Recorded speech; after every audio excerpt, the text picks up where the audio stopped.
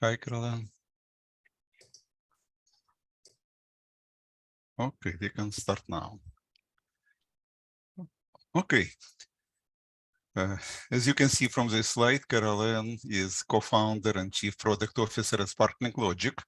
But I also want to tell you that Carole-Ann is a person, he is among people who initiated the DecisionCAMP 14 years ago, even under a different name, who chaired this camp, and she is always in our organizational committee. And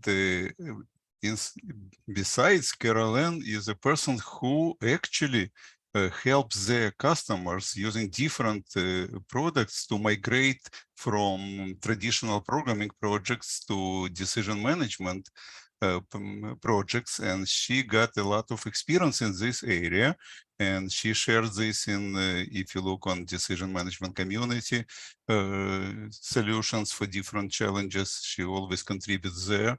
And so she has really practical experience, and today she decided to guide our customers how to migrate to such projects, and this could be very valuable. Carole-Ann? Thank you, Jacob. Well, I hope it's going to be useful. It's something that our customers keep asking for. So I want to just warn the group that my presentation is going to change the tone a little bit, and I want to stress in the title the practical aspects of it. As always, I like to be very down to earth with my customers and explain things in terms they can understand. So we're going to stay away from a lot of the standard terminology and things like that, and just make it very real for that presentation. So let me jump into it. There you go. So back, 20, 30 years ago, I think we were going through a lot, mostly greenfield projects across the board. But as we get a little bit older, we're seeing still a lot of greenfield projects, thanks God. But the vast majority of the projects that we're working with are migration projects. It might be coming from a different tool. It might be coming from just a hard-coded solution, or those older COBOL systems, which we don't see that many left today, thanks God again. Or they might be coming from a vertical solution. So we see a lot of those projects, and we're getting a lot of questions from customers as to how to help them with the migration. What are the options that are available? What are best practices? What are opportunities they should seize in order to make it better? So that's what I want to address in this presentation. With a lot of obvious comments. Obviously, the number of options is not magical.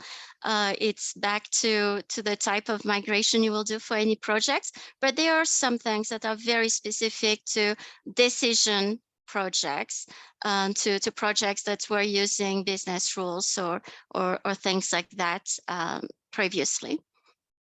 So let's get into it. Oops. Techniques.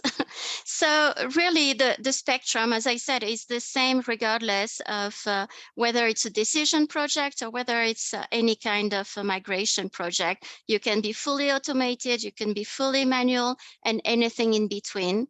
The one thing that is special about our decision projects is that we can really mix and match even more so than if we were to migrate a project from an older system. And I think that opens up a lot of opportunities to make those projects better. Let me get into the first option, fully automated. That's the holy grail of a migration. If you could press a button and get your entire project converted, that would be perfect. And very often that's the case. It's very typical that we can press a button with a little bit of work around the button. But especially when we're coming out of a vertical solution like a policy management system, a rating engine, or whatever vertical system, because they tend to have all of their business rules already structured and encoded in a database somewhere. So it's typically a fairly easy process to extract those and to figure out how we want to turn those into newer decision logic. There's typically some pockets of custom rules that you want to do around those. So fully automated is probably a little bit of a misnomer, but vastly a large number of those conversions can be automated. Yesterday in the panel, Carlos was talking about one of our customers that's converting 1.5-ish million rules. And that's a lot of rules. And if I had to write all of those by hand, I would probably spend many years with this customer working on the conversion. But thankfully, we can just press a button and get all of that mostly converted. And then we can work on the redesign around it. So that's definitely something that's real and not just a holy grail that we cannot find. So the way it works typically would be to extract those quote unquote rules. They may or may not call them that in their system. And it tends to be as data. So it could be an export from the database, or it could be structured. And because we have them more structured in those systems typically, and it doesn't have to be only for vertical systems, obviously coming out of a rule engine, especially if the syntax is more limited, it's very easy to extract those and to parse them. But then using our own business logic to convert to the target decision logic representation is where you can do your magic. And that's a case of eating our own dog food, I guess, or drinking our own champagne is better expression. The beauty of those conversion systems is that you're using business rules. So the whole world of every exception that you want to introduce, that you want to handle, is available when you're going through those type of conversions. So there are some opportunities to really improve the decision logic. So it's not a one-to-one mapping. It's really using more clever conversion of your old rules into newer decision logic. One thing I want to stress, and you're going to see it not quite on every single slide, but almost, is the opportunity to test, or the requirement to test, depending on how you want to take the suggestion. But testing is really key to those conversion projects, even more so than for a greenfield project. For a greenfield project, you may not know what is the expected outcome, or you might have some use cases that are documented as part of the requirements, and that can allow you to create those test cases. But the beauty of a migration project or modernization project is that you do know what your expected outcome is, and you can produce them in the thousands, the millions. You can really have very, very large regression test suites that can help you with that conversion. And that's something you absolutely need to take advantage of. It's gold, and I'm going to say it, I'm going to repeat it. Carlos said it yesterday as well. This is really, one of the most important thing I would say as part of those conversion efforts. So the pros of fully automated solution, obviously, is that it's automated, which means that you can handle very large volume of rules, 1.5 million. I'm obsessed with that with that number. It was a little bit intimidating before we went through this automated conversion. So that's why it's very much in my head. But also, because you're using business rules, you can have a systematic conversion from that representation to this representation. And that makes it a lot less error prone when you have tons and tons of rules that look the same. Having a mechanism to be able to do it systematically will improve the quality or the accuracy. I want to stress that extracting the data or those rules as data may be easy out of the system, but you still need to have access to expert knowledge. You need someone that either knows the domain, or both, so in some cases, knows the domain, and someone who knows the system, so that that option available here somewhere in column X of your table, being this label or that label, may make sense in English, but sometimes it doesn't. Sometimes we're staring at those different phrasing and we have no idea what's the difference between the two, how they need to be handled differently. So it's not a magic bullet completely or silver bullet completely that you can automatically translate. You need to know what to translate to, and you do need to have that expertise available. I would say both in terms of industry and system. One of the warnings, and that's the second recurrent theme of this presentation, is that when people are modernizing the systems, typically it's because they are constrained within those systems that they don't want to live with anymore. Some limitations that have been a pain that they would like to see go away.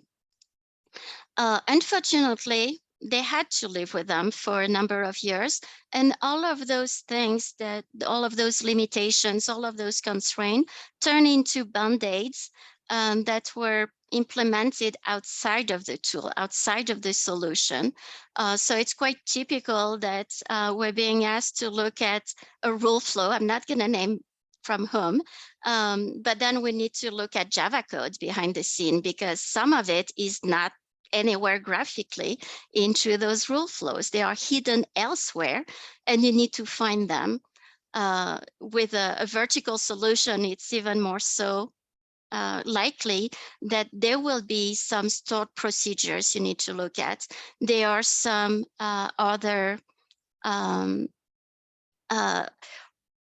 pockets of customization that were done elsewhere that you're going to need to find in order to fully translate, convert your project without missing any of the decision logic.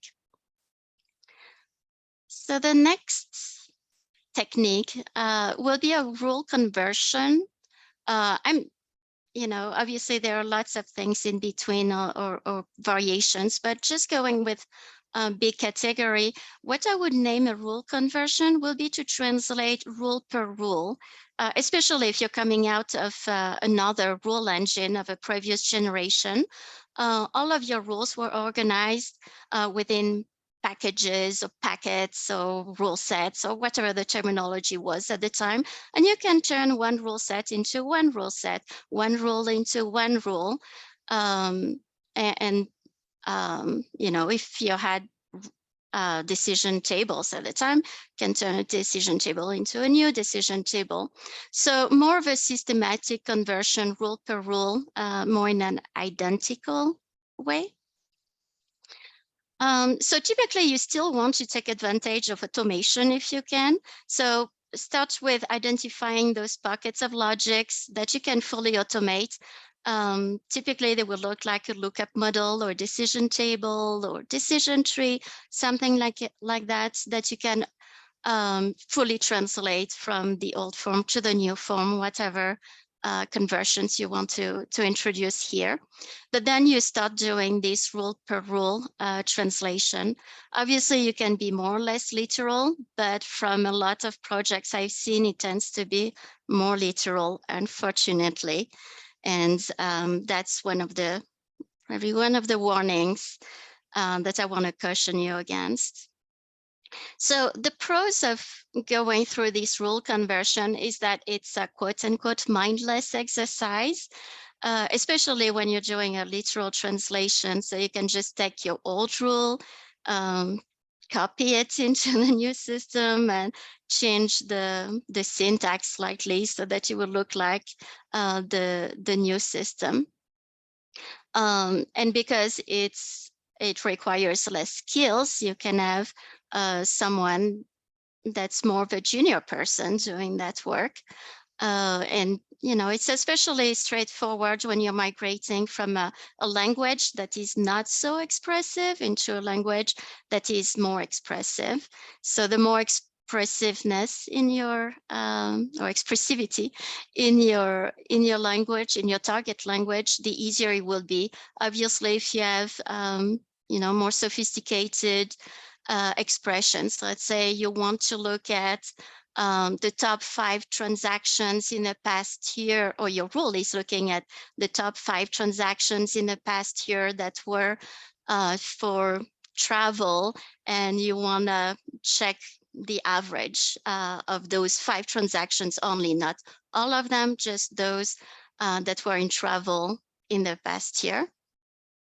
That may not be something that easily translates to any language. So that's how it would be difficult going the other way around, but it's easier when you get more expressivity. The cons, and mostly what I would criticize with this approach, is that you're not leveraging the new features from the new products that you're going to, and that might encourage your bad habits to remain within your system. We have seen a lot of rules that were copied and pasted with actions that had, I don't know, hundreds of statements just because they didn't belong there. But at the time, they didn't have a lookup model available. So they put them into their action with a lot of if then else nested logic in there. That's not a good rule writing best practice. So I think that if you put a little bit of energy into going through these conversions so that it's less literal, you're going to end up with better quality. And again, when you didn't have the expressivity in the language that you started with, all of those expressions of the average of the top 5 transactions for travel was something they might have calculated elsewhere, or then might have created some Java functions to do it. So you might still need to be looking for those band-aids outside of the tool, outside of the rules that you're converting from. So the final category that I'll talk about is the manual rewrite or total redesign of the decision. And I think this is, great if you can take advantage of this migration effort to rethink the design of a decision. I think it was James yesterday that was talking about, let's do this first technical translation first, and we'll do the redesign later. The redesign never happens. That is true, and that's something that we see over and over again. So take advantage of this migration if you can. That would be my advice, so that you can take advantage of those new capabilities. You can take advantage of the whole expressivity of the language. You can take advantage of filling the gaps that you had, so that no band-aids remains on the back end or anywhere into your systems.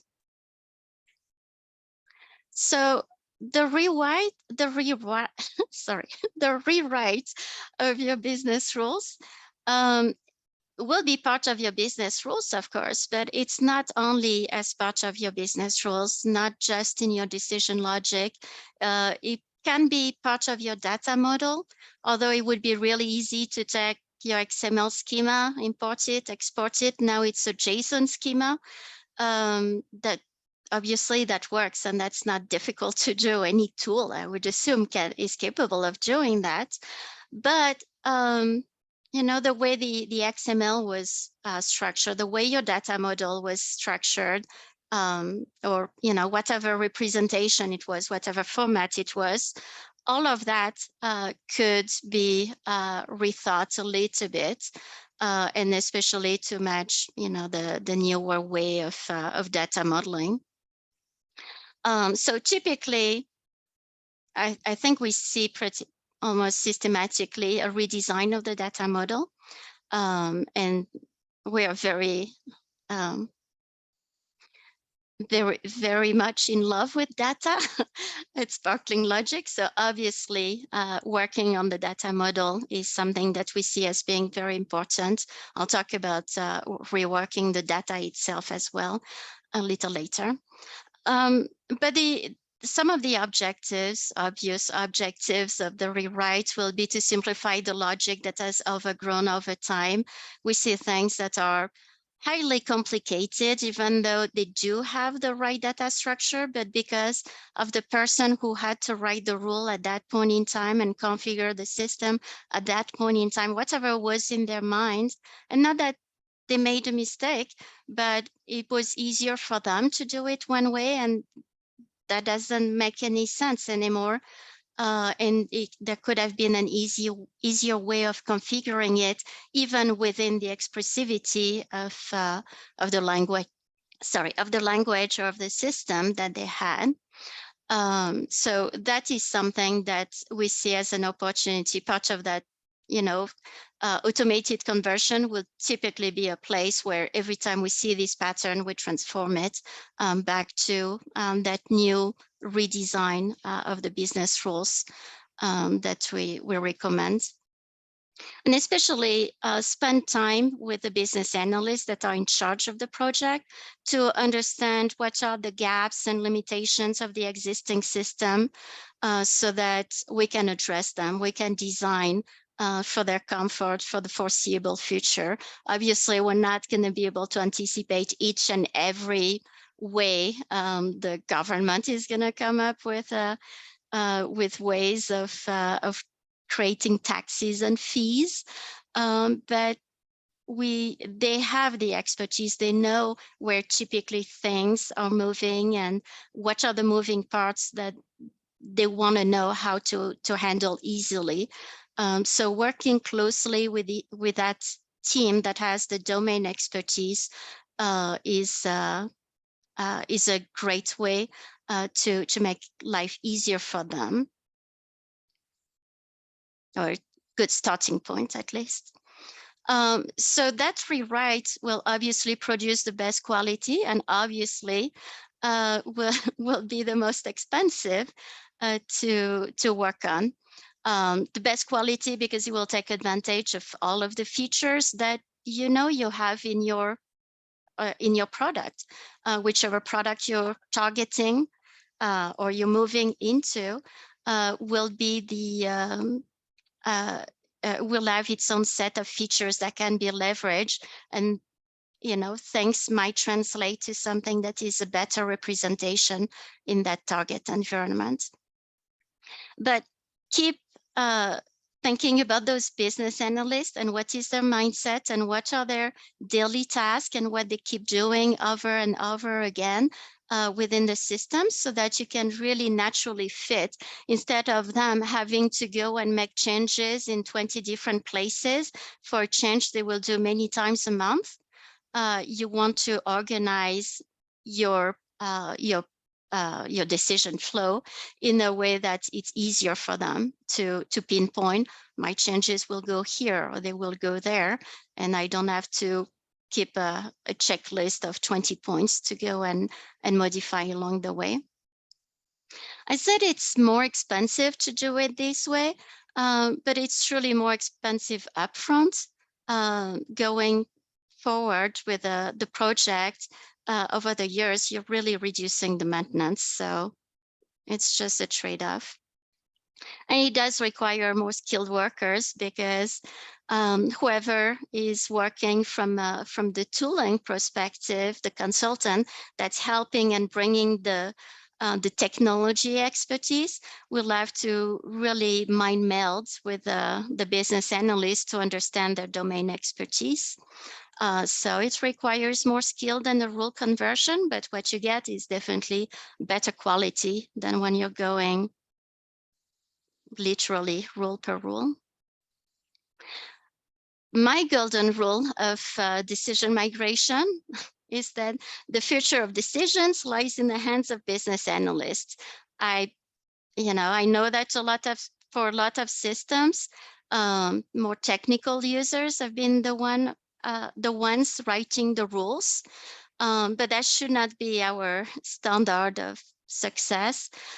We should really think about making the technology available to business analysts, and they are totally capable. We had an argument yesterday, I think, over the Slack channel, whether business analysts are capable, whether they are actually maintaining the business rules. The answer is definitely yes. They can, and they do, and they want to be in charge of their decision logic. They hate writing those change requests for IT to create a stored procedure. That's the very reason they're going through those modernization projects and those migration projects, is because they want ownership. And we need to give them ownership. And it doesn't happen by teaching them how to code. It doesn't happen by having them learn to use technical tools and to think like a developer. It works by figuring out what they need to do, how they want to do it, and bringing those graphical representations or all those rules representations in a way they can read, they can write, that they can handle and they can maintain. So, my golden rule translates into remember who your audience is. It's business analysts, whether they're called business analysts or risk analysts or something else, but definitely not coders, developers, IT. Those are not the people that we should be thinking about when writing rules. So if we ask them to, write rule syntax like they write Java, I think we failed from the very beginning. So don't translate too literally. If the person who write the first rule and it looks like Java, probably consider a rewrite. End of the soapbox. So let me go through the migration process. And some of the checkbox that we typically go through and what we have to educate that group of rules writers on how to go from the old system to the new system. So first, the data model. I mean, data is always first and center for us. So that's where we start. Will you keep your old data model? Answer is likely no. Will you create a new one? Likely yes. So don't pass on the opportunity, even if IT is still in charge of the data model and they don't let you make a change to it, don't pass on the opportunity to augment that data model. What they don't see doesn't hurt them. So you can add your own calculations, your own variables, whatever you want to, intermediate calculations, intermediate results that you want to keep track of into the data model that will help you with the transparency of your decision, knowing, why you made that decision in the end. It's not going to hurt. It's not going to hurt IT because they will not see it. And back to the data itself, get the team started from the very beginning, from day one, on converting your regression test cases. If you change the data model, most likely your old XML files are not matching the new JSON schema. So you do need to have some regression to say this is going to map into that result, and those are the expected outcomes, and this is how you want to match them together. Do it from the very beginning because it takes time. Everything that's data transformation is typically a big job. Has nothing to do with the rules and the decision logic, but it's a big job that needs to be done, and it will pay off. So start it early and know what coverage you want for your regression test. I don't know if that's going to be controversial, maybe with some vendors. But get rid of everything that looks like coder stuff if you can. We see so many projects coming from some of your products, to be honest, not all of your products, but some of your products tend to have null everywhere, null handling, rule priorities, all those things that are just ugly to look at. I don't know a business analyst that say, oh, I absolutely want to have a check for null, or I will do it here and there, and that's the way I want to handle it. They don't even want to know that those concepts exist, and they don't have to. So let's not give them a course on how to be a coder, and let's get rid of it. So remember, business analysts don't want to code. Let's get rid of all of that. The nested logic, I have a full slide about it because that's a big source of frustration when I see it. It's very unfortunate, but a lot of times those coders, they wrote those first rules initially, and then they copy and paste them, part of the literal rule conversion, and they call it good. And it's just horrible. Sorry to tell you what I really think. I think it's horrible.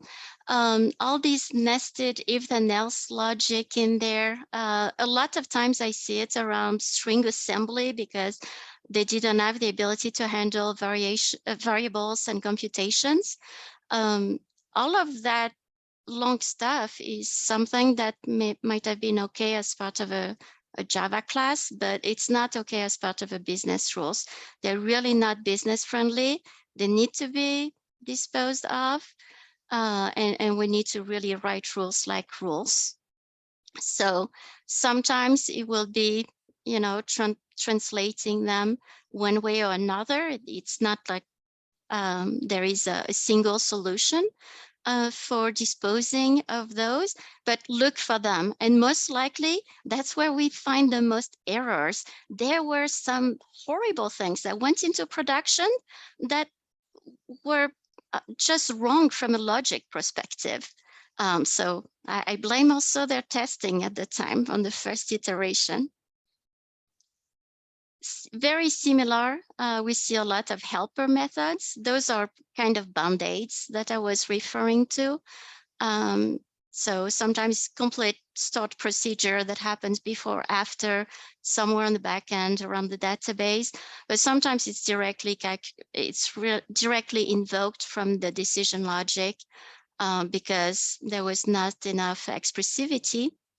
So the coders that wrote those rules wrote code, and they wrote date computations, string functions, all of those kind of things, and they can be replaced with directly syntax in place.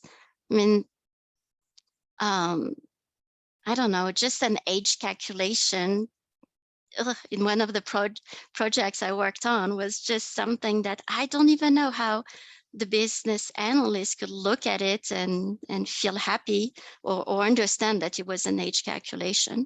So just make it easy, make it simple. Take advantage of constructs like business terms and calculations if they are available.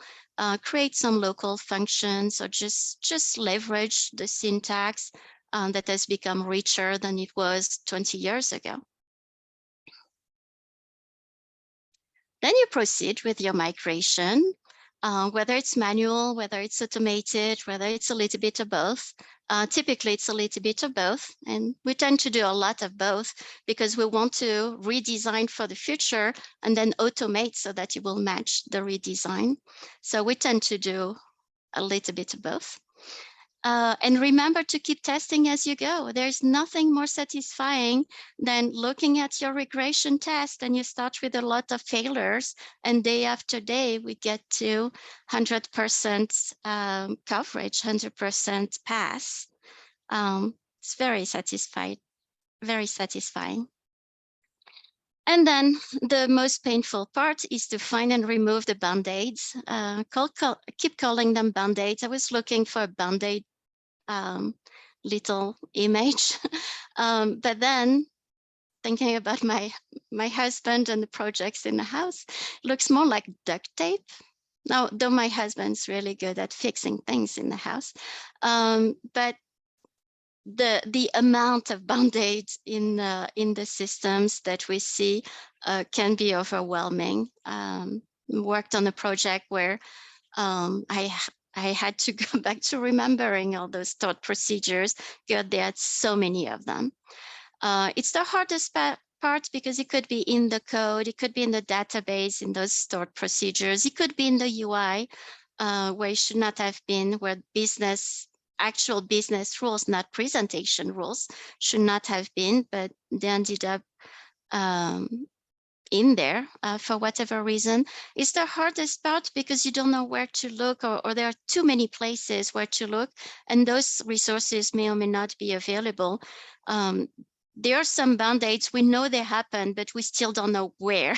And we just had to go with the domain expertise or the system expertise I was talking about earlier to help figure out, let's forget what it looked like and let's focus on what you want it to do. And this is where the regression tests prove their worth.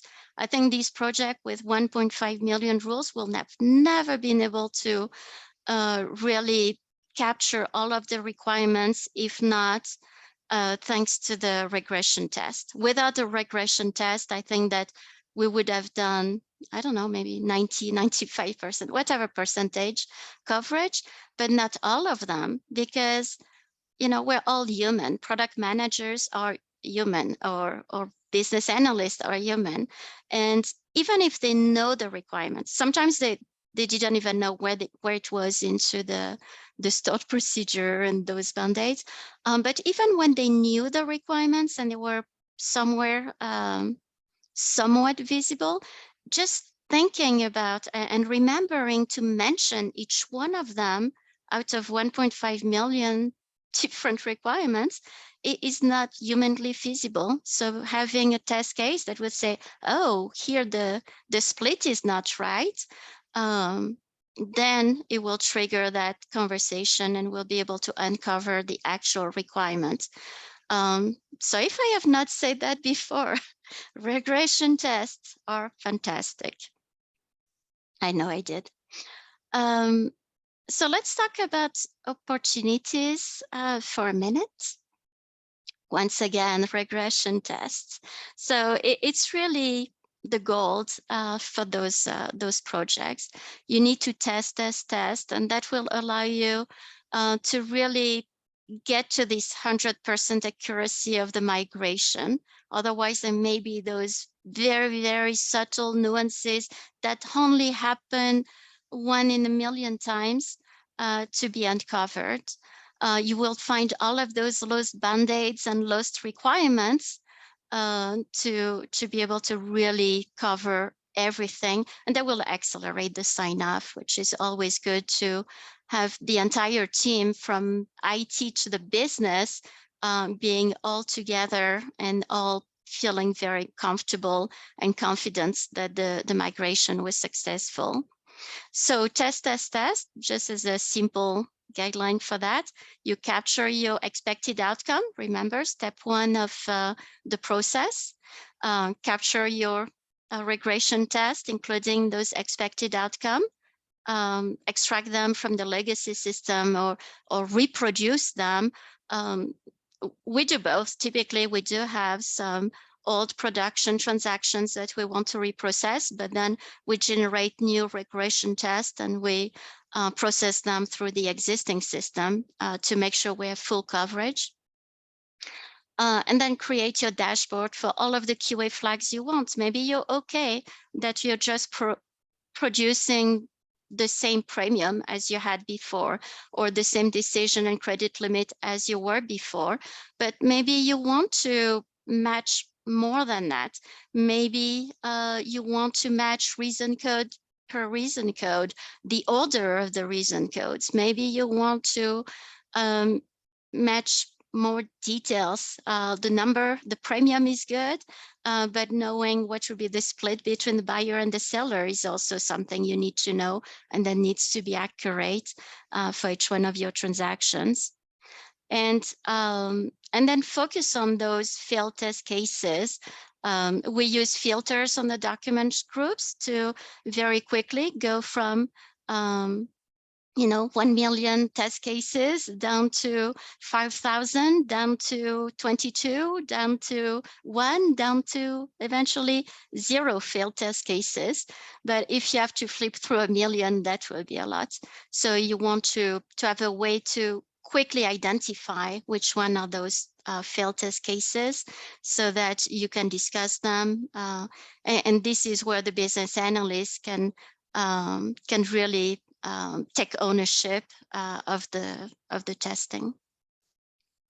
Some other high-level opportunities that get me really excited will be the business verification. Don't want to go into too much details about it, but being able to validate as you go that your decision logic is correct. I mentioned other systems where we ended up looking at those gigantic pieces of code as part of the action, and then none of it was usable because there were some logical errors into it. So we can fix this bad logic automatically. We can just notify. So we had some rate tables, for example, where the rate is going up, and then there is a hiccup and then goes back up. Maybe it was intended, maybe it was not. It looks suspicious. So if we can automatically identify them, and if there is a fix, if we can automatically fix them, this is the right opportunity. And this is something that will make the business really happy. It's not always an automatic correction, because sometimes it requires filing with the regulators. So not always automatic, but just knowing you've got those hiccups is something that is good. And finally, the other opportunity that gets people excited is to elevate their experience. And sometimes we talk about, business users versus business analysts, and business analysts are capable of writing rules, and business users may not be, because they are not necessarily as technically inclined. Obviously not technical, but not even technically inclined. So they need to have a more elevated interface that doesn't look like rules. But it's not always the case. We have business analysts that do write rules when they need to, but they want to have this elevated interface to have like a visual representation that shows a lot more complex logic at once, instead of looking at what was it, 96 rules, I think, just for New York, just for one little thing, just for calculating tax, 96 different use cases. So instead of looking at those 96 rules at once, being able to see them, obviously a decision table is a good way to have a more compact representation, but maybe there is even more compact representation that will be helpful for them. So being able to have the ability to create those custom user interfaces that show a ton of things that will translate into even more rules in the end is an opportunity that can be leveraged during this migration project. And thinking about complementary capabilities, being able to manage draft status for those business rules to, outside of the lifecycle management, to systematically perform this business verification I was mentioning, being able to automate the business documentation so that you don't have to write down, I modified this parameter and, this went up by $2, but all of that documentation can be done automatically, is something they like. The lifecycle management, the partner notifications of all of those changes, if they are the ones who are showing the interface to the eventual clients, down the road, all of that can be done at a higher level. So hence the elevate your experience. And again, because you're creating those user interface on top of your decision logic, this screenshot is obviously very low level in terms of having just an age and a state rejection rules. Is very simplistic compared to what I mentioned.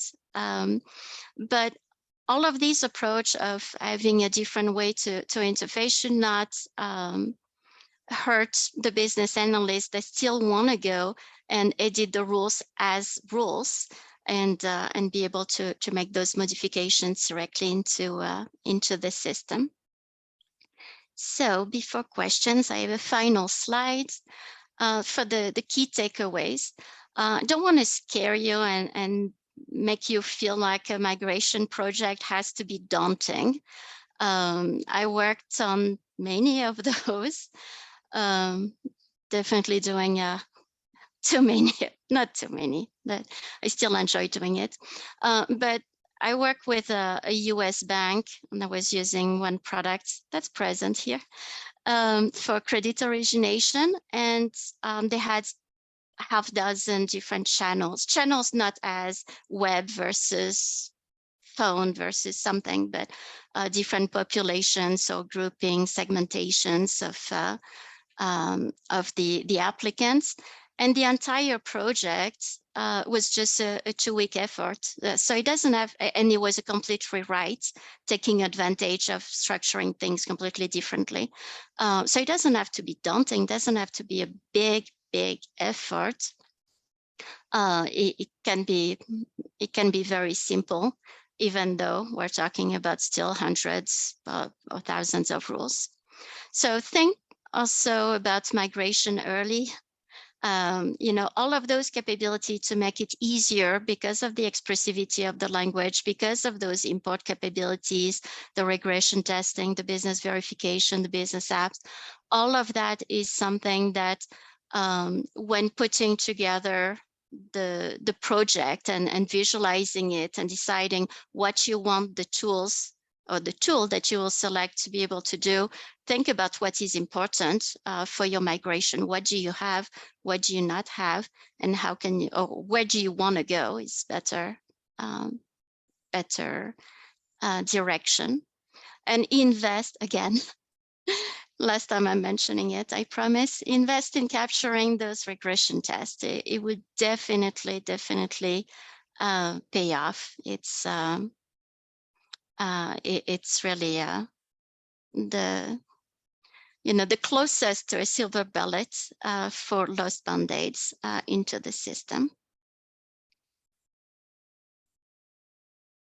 There you go. So that's great, Carole-Ann. It's I'm just looking at some of the questions and comments in Slack, and I have to agree with one of Ron's comments about just trying to get your head around 1 million rules. It's Denis had a question about how do you decide what sort of mixture of techniques do you use? When do you do auto? When do you do conversion? When do you do manual for a particular project? And from a business standpoint, how do you estimate the effort required? Because especially if you're going in as a fixed price or a fixed time period for a client, how do you know how long it's going to take? Yeah, that's a good question. Knowing how long it's going to take is really hard. And it's hard no matter what, because even if you're going, from a rule to rule translation, they will tell you I have 100 rules, but they have 1,000, or vice versa. They might think they have 1,000 rules, but they have only 100. So it's really hard, even for the owners of the project, to be able to estimate what they have and how much needs to be translated. Usually my starting point will be to do a mixture of the rewrites for the design at a high level and automate it as much as we can. Automated will depend on what we're starting with. There were projects where we could not even rely on the rules we had. We get the whole rule documentation, and it ended up not being accurate in a way. So sometimes, and I'm sure everybody has had to do that at some point in time, we could not even trust what we were given, and whether it's rules or code, and we had to go back to requirements. For those taught procedures, I totally gave up on those, and I ended up working with a domain person. She is fantastic, and she could explain everything.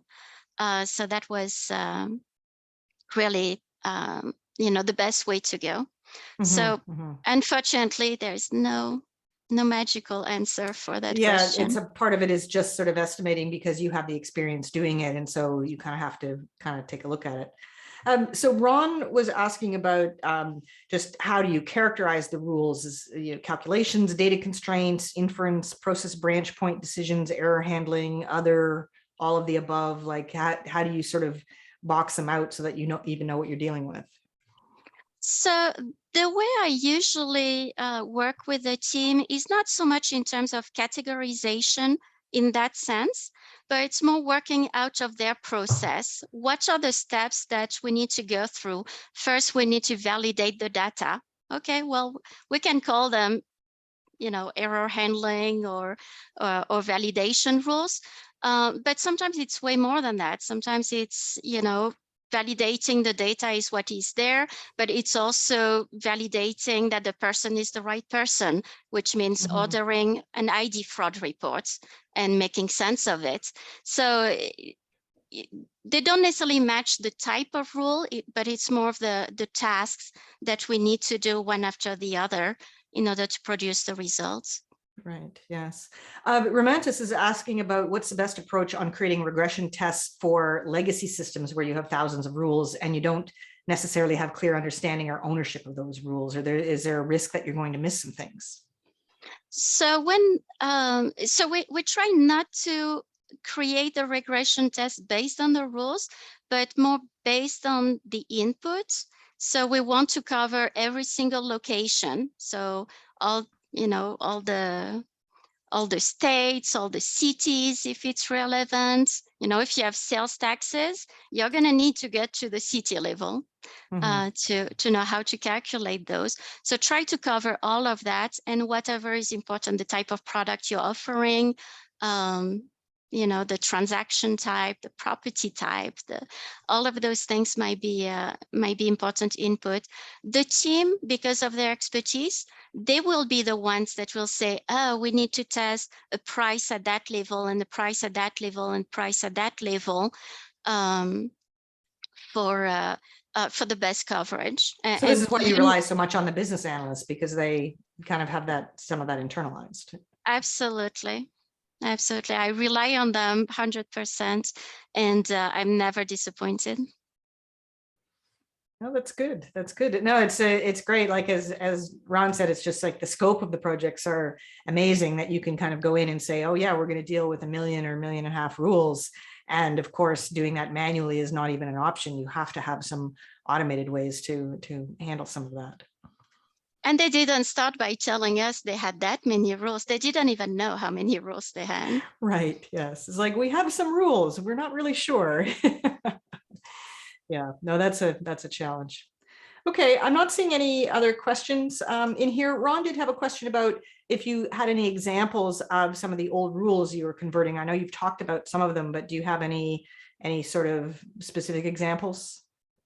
Well, all of them are proprietary to our customers. So right, like sanitized in some way. So it's that you just can say, well, it would be ones like this. It's just helpful for other people to, I think, to understand what sort of things are being covered. But that's a good follow-up. I'll try to sanitize and give some, without any specifics. Okay. All right. That's great. All right. Thank you very much, Carole-Ann. That was great. Okay. And we